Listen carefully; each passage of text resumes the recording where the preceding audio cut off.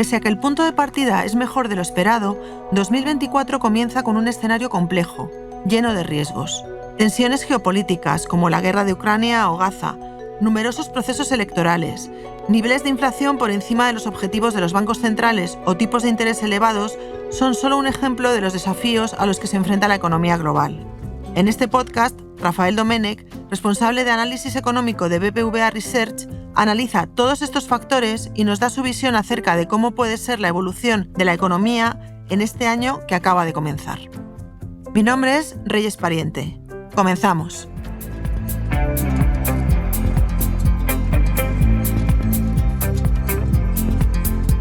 Blink, los podcasts de BBVA.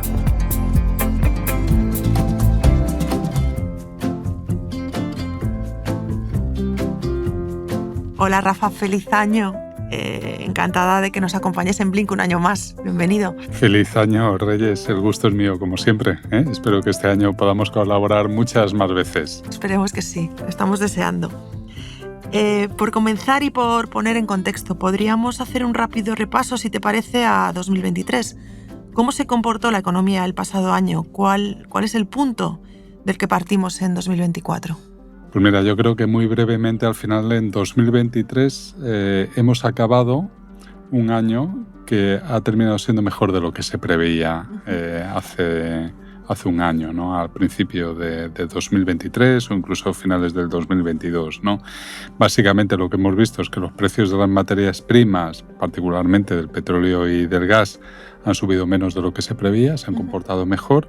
Los cuellos de botella, ¿no?, de los que hemos estado hablando en otros programas, prácticamente han desaparecido, ¿no?, lo cual también ha facilitado mucho, ¿no?, la actividad económica a nivel mundial, y todo ello pues lo que ha contribuido ha sido a que la desinflación haya sido más rápida e intensa de lo que se preveía, ¿no? Y por lo tanto la economía en términos de actividad, en términos de precio, ha tenido un mejor comportamiento, ¿no?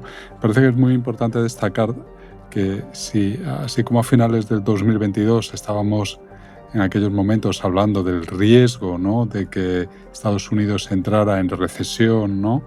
Incluso la eurozona por las consecuencias de la guerra en Ucrania, bueno, pues esto nos ha materializado, sobre todo en Estados Unidos, donde el crecimiento ha sido particularmente intenso. En la eurozona ha habido una desaceleración intensa hacia una situación de estancamiento, pero no de recesión, ¿no?, al menos por el momento, ¿no? Lo cual no quiere decir que algunos sectores, como es la industria, no hayan sufrido, ¿no?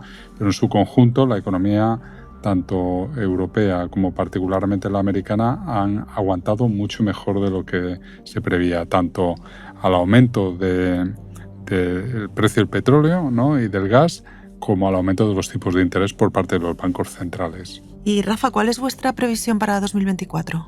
Pues en un titular muy breve, ¿no?, para nosotros 2024, para BBVA Research, va a ser un año de ligera desaceleración económica para las economías avanzadas, menor en Estados Unidos que en Europa. También la vamos a tener en China, que va a continuar, ¿no?, esa tendencia de menor crecimiento que ya venimos observando a lo largo de la última década, pero esta desaceleración de estas economías se va a ver compensado por un mayor crecimiento del resto de los países emergentes, ¿no? Y por lo tanto lo que vamos a tener es una economía mundial en 2024 creciendo a la misma tasa, el 3%, que en 2023. En cualquier caso, estamos ante un año 2024 que no parece que vaya a ser tranquilo.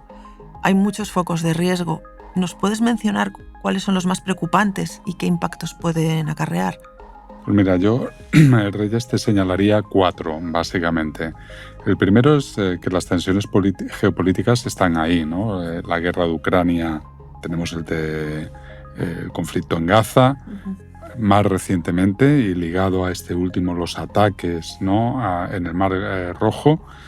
Seguimos viendo con preocupación la rivalidad entre Estados Unidos y China, ¿no? Y por lo tanto todas estas amenazas son importantes.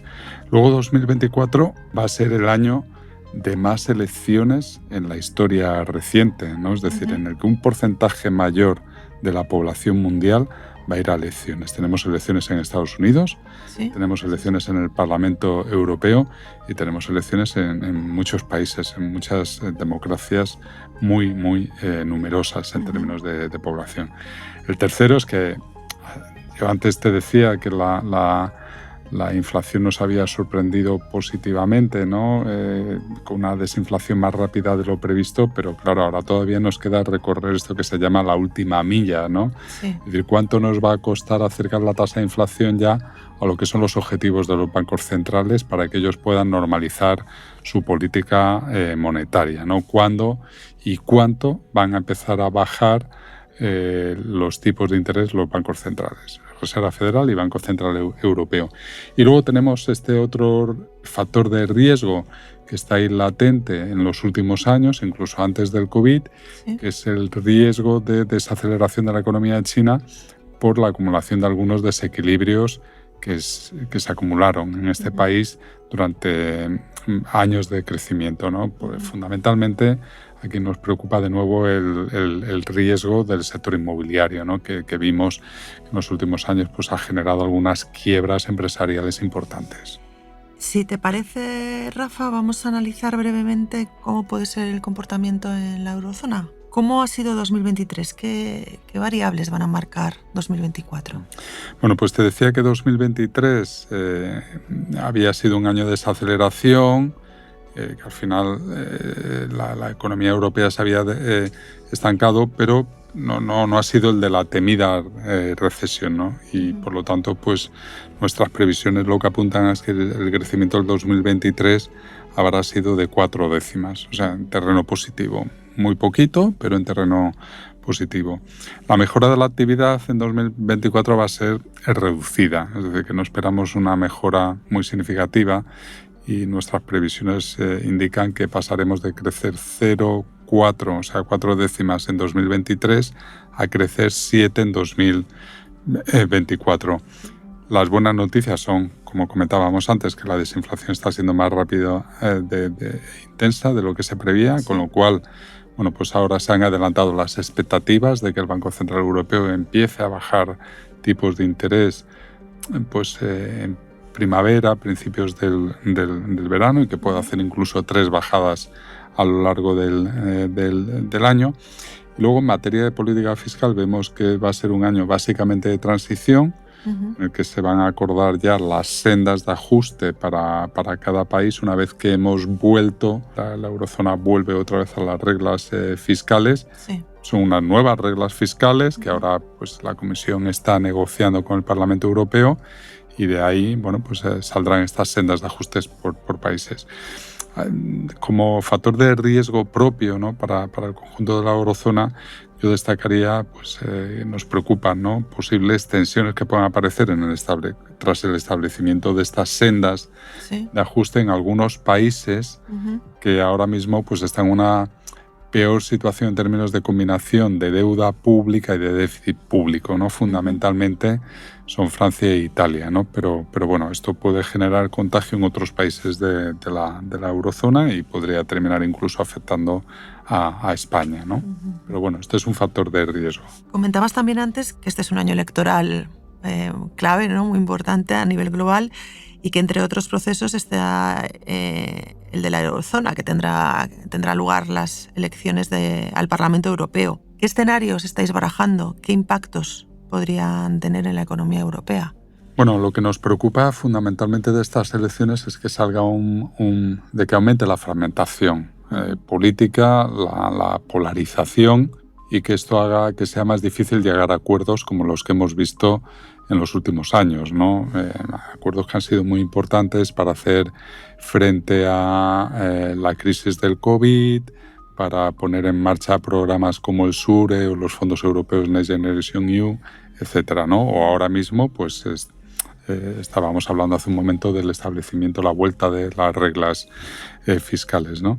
Entonces esto es lo que nos preocupa, ¿no? Que dificulte llegar a consensos en materia de política económica, también en otras muchas políticas muy importantes, por ejemplo, todo lo que tiene que ver con políticas migratorias, ¿no? Y que se termine generando un aumento en la incertidumbre de la política económica, ¿no? Y bueno, pues ya sabemos que ese aumento de la incertidumbre pues termina perjudicando, ¿no?, la buena marcha de las economías, y que siempre es un lastre, sobre todo para la inversión, ¿no?, privada, ¿no?, para la creación de empleo, y por lo tanto, bueno, sería un problema, ¿no? Y luego creo que tenemos que tener también un poco más la perspectiva hacia más adelante, que en Europa va a haber algunas elecciones importantes en algunos países, ¿no? Más adelante, no en 2024, pero que se pueden ver también afectadas o condicionadas por esta polarización política que estamos viendo, por este auge a veces de partidos más populistas, ¿no? Bueno, pues las elecciones en Francia también van a ser un test, no en 2024, pero bueno, todo esto puede condicionar mucho, ¿no?, la marcha de la economía europea. Claro, sin duda. Si te parece, pasamos ahora a España. ¿Cómo resumirías 2023? Ha sido un buen año, porque la verdad es que al final la economía española ha terminado creciendo un 2,4%. Obviamente, esto es menos de la mitad de lo que crecimos en 2022, pero fíjate, Reyes, es el doble de lo que se preveía a finales del 2022. O sea que ha sido un buen año, bueno, ¿no? Sí. ¿Por qué la economía ha terminado creciendo más de lo previsto? Bueno, pues hemos tenido una política fiscal expansiva. El comportamiento del turismo claramente ha desbordado las expectativas que tenía incluso el propio sector, ¿no? La ejecución de los fondos europeos, Next Generation EU. Luego hemos tenido unas condiciones más favorables que otros países, ¿no?, en el comportamiento del sector industrial, pese a que es el que más ha sufrido, ¿no?, las consecuencias del shock negativo de energía. Bueno, pues aquí tenemos una posición relativa más favorable, ¿no?, porque es un sector que pesa menos en España, por lo tanto aporta menos al crecimiento del PIB. Si este sector se gripa, pues eso significa que va a tener efectos más importantes en países como Alemania que en España. Pues que además no solo eso, es que el sector industrial en España se ha comportado diferencialmente mejor que el de estos países centroeuropeos. ¿Por qué? Pues porque era menos dependiente a la energía, al gas ruso. Claro. Y tenemos la ventaja comparativa, por ejemplo, ahí en energía, ¿no? Y bueno, pues todo esto ha hecho que 2023 haya crecido la economía española, pues eso, más de lo que se esperaba y bastante más que la economía europea. Estamos hablando de casi 2 puntos más, ¿no?, que la eurozona. Y luego, en términos de composición de la demanda agregada, lo que hemos visto es que es cierto que la desaceleración de Europa se ha notado en el comportamiento de nuestras exportaciones, como cabía esperar, pero ha tomado el relevo la demanda interna, particularmente el consumo privado y el consumo público, ¿no? Yo creo que aquí hay que tener en cuenta que España está ahora mismo viviendo algo parecido a no llega a ser el shock migratorio por el momento que tuvimos en este periodo que va desde mediados de los años 90 hasta la gran crisis financiera, ¿no? Pero la verdad es que estamos hablando en los 2 últimos años de la entrada de cientos de miles de inmigrantes, ¿no? En los datos de los últimos 4 trimestres, la población española, gracias a este efecto neto de la inmigración, ha crecido más de un 1,1%, ¿no? Claro, pues esto significa más consumo, más demanda, más actividad económica, más empleo, ¿no? Claro. Gente que viene aquí a trabajar, ¿no? y que termina aportando actividad económica al país. Yo creo que esto es muy importante, ¿no? Porque este bono demográfico que hemos tenido, este 1,1%, pues es prácticamente la mitad de ese 2,4% de crecimiento del Producto Interior Bruto, ¿no? Fíjate, sí es importante, ¿eh? ¿Y qué podemos esperar para 2024? Bueno, ahí somos moderadamente positivos. Creemos que muchas de estas tendencias van a continuar este año, ¿no? de nuevo con un crecimiento del Producto Interior Bruto en España que prácticamente va a superar en un punto al de la eurozona. Nuestra previsión de crecimiento es el 1,7% de crecimiento frente al 0,7% de la eurozona. Y creemos además que si la incertidumbre tanto externa como interna lo permite, la inversión, que hasta ahora ha sido el componente de la demanda agregada que ha tenido una recuperación más lenta, más tardía, bueno, pues a lo mejor este año empieza a coger un poquito más de brío, ¿no? Esperemos que sea así. ¿Qué factores podrían poner en peligro este crecimiento?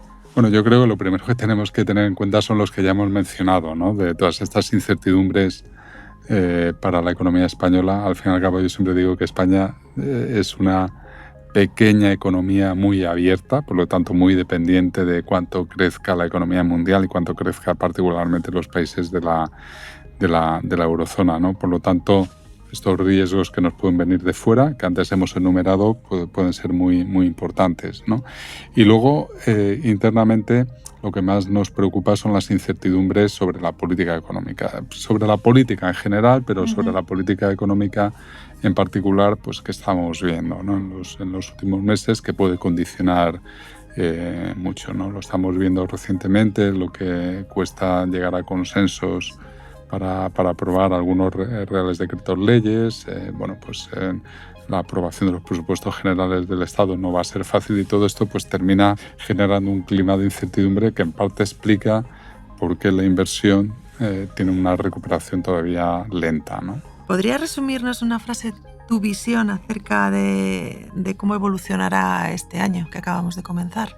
Bueno, pues yo creo que si tuviera que hacer este resumen así en esta frase que me pides, diría que 2024 puede ser un año mejor de lo que se preveía hace unos trimestres, pero siempre que esos riesgos que amenazan a la economía mundial, también a la economía española, no se materialicen. Pues esperemos que no lo hagan y que sea un buen año. Muchísimas gracias, Rafa. Muchísimas gracias, Reyes. Un placer, nos vemos como pronto. Siempre. Igualmente.